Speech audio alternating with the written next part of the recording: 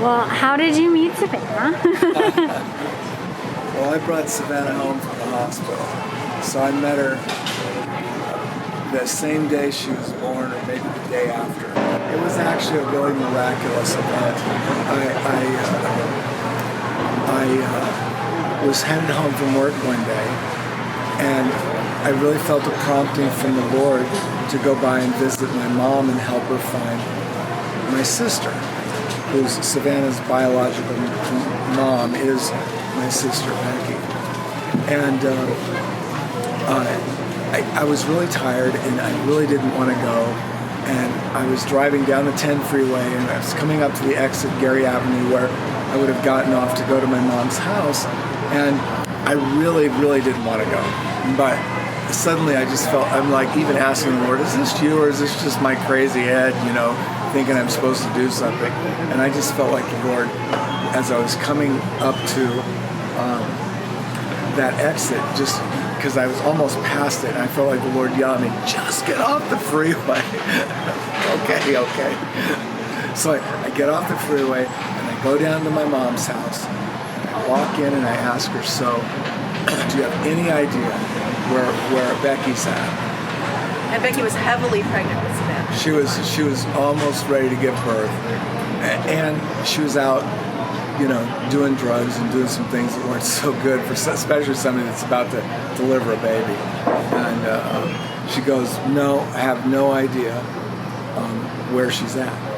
And so I said, "Well, do you have any clues at all?" And she said, "Well, about a week and a half or 2 weeks ago, a guy rode by on a bike, and she had a big porch out in front of her house. And he said, 'Oh, your daughter's over at the Lemon Tree Motel, I think.' And I said, 'Is that the best clue you've got?'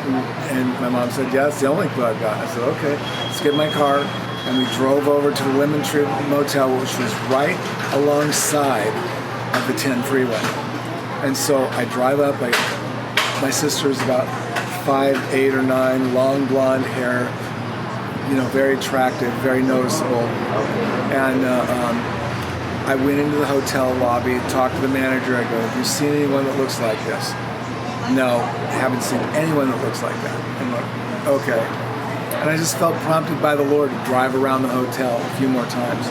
So you drove 7 times around, just like Jericho. I drove around the hotel 7 times. And on the 7th time, I felt like, okay, we can go. And so I pulled out onto Dudley. It's a street that's right there alongside the freeway. And as soon as I turned right, I felt the Lord lead me. He said, drive up, halfway up the driveway to Pomona Valley Mining Company. There's a big restaurant on the top of the hill. Go halfway up, turn the car around, and park it and wait.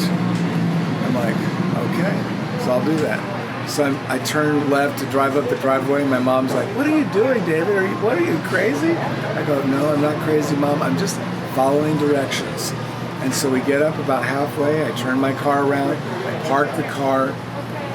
And in less than 2 minutes, my sister steps out of one of the top floor rooms in the hotel with a bright red jacket on, and I could see it clearly was her. And I'm just like, that's crazy. So I knew, and she was starting to walk. I knew where she was going because I'd driven around the hotel so many times. I knew she was walking down to the vending machines.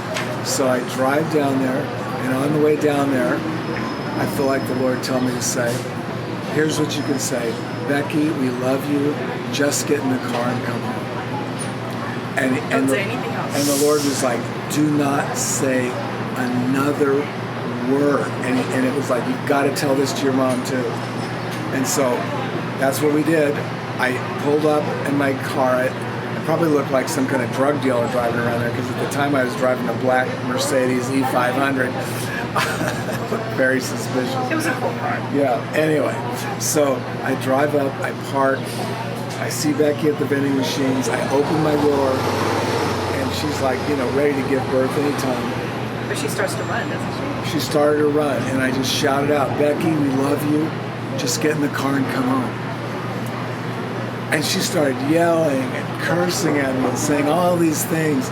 And I just kept saying, "Becky, we love you. Just get in the car and come home."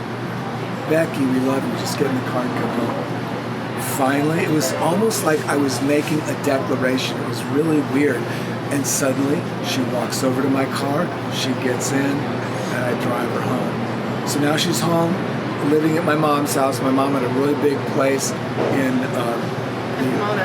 Yeah, in Pomona. The old area. The Old Town area. Yeah, Lincoln Park. Lincoln Park is what that area is called. So beautiful. Really beautiful houses. And so she was living there, and then about a week later, she went out to try and get some drugs, and she gets arrested and put in jail. And so my first thought was, well, thank God at least Savannah, she's going to be off drugs when Savannah's born. And so that was good news in my perspective. And so And also she'd be monitored. And she'd be monitored the whole time. So I called. So what I did is I called down to the jail and I said, how am I going to know when my sister delivers the baby? Can you tell me? And the guard, the woman guard, she said, no, I can't tell you. I won't tell you. But here's how you'll know. I'll tell you that she's not here. And that will signal to you that she's over at LA County USC having the baby, because that's what we take to have the babies. So just know that. When I tell you she's not here, go over there and she'll be over there.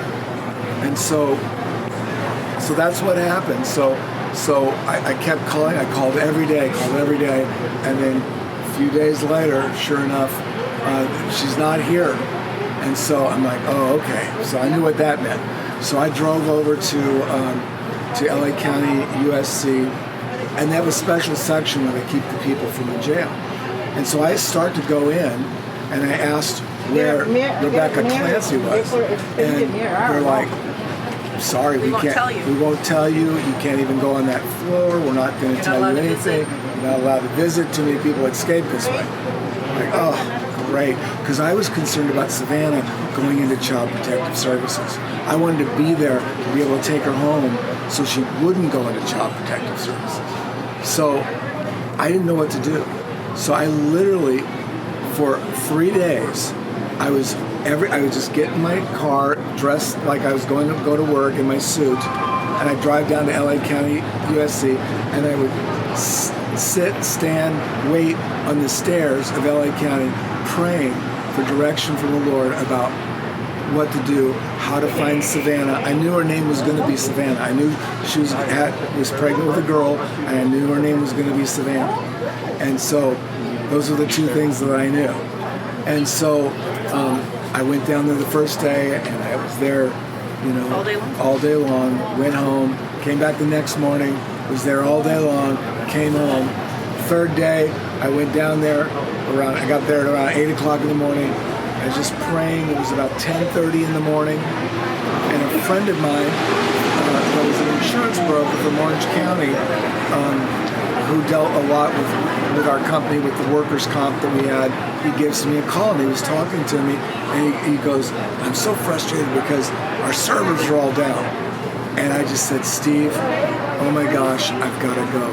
And what the Lord used that to remind me of, all of a sudden I realized, wait a minute, no matter where they're at, because the doctors have to have information on the jail side and the normal side, I have suddenly realized that I could go into the regular side of the hospital and find out where Savannah was at, and they wouldn't have the same protocol the jail side did. So I ran into the first nurse's station I could find. I go, oh, by the way, my sister's having a baby here today. Could you tell me what room she's in? Her name is Rebecca Clancy. He said, oh, just a minute. And she gave me the room, the floor, and the room number, and the whole thing. I'm like, oh, thank you, God. And so I knew it would be better if I had my mom with me. So I jumped in my car, rushed back to... Called your mom. Called my mom, put on your best clothes, Mom.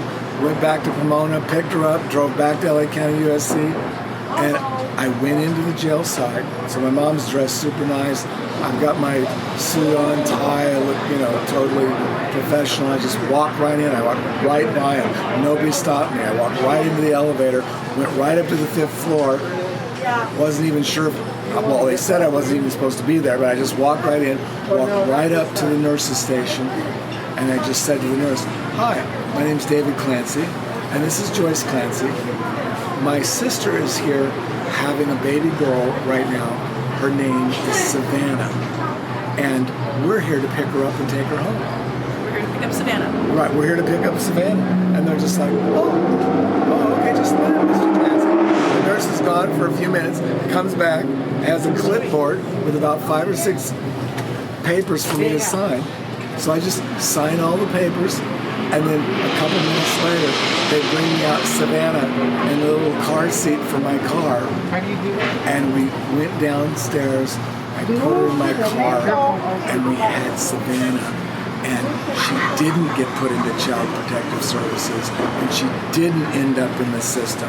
So it was totally miraculous that happened. I mean, it should not have happened. We like crossed the line so many times. Well, if it hadn't been for your tenacity and also your obedience to God, it God was knows crazy. what would have happened. And so when I think of Savannah, I think of, and I said that this morning when we're doing the cake, but I really do mean it. I think of a miracle.